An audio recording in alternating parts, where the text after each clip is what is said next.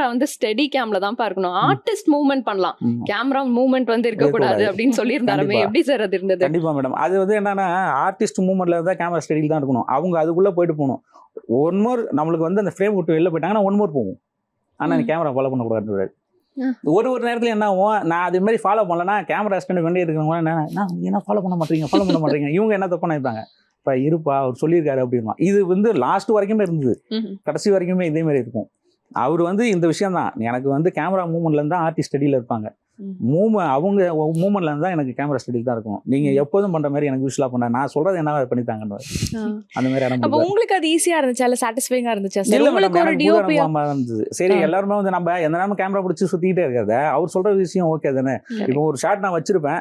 இந்த இடத்துல ஒரு கேரக்டர் நின்றுட்டு இருக்கும். ஒரு கார் வருது, அது லிஃப்ட் கேரக்டர் நின்றுட்டு இருக்கும். நான் நின்றுட்டு இருக்கேன்னா இந்த கேமரா இப்படி தான் நிற்கும். அந்த கார் அங்கே போயிட்டு இவன் லிஃப்ட் கேரக்டர் கத்துவான்.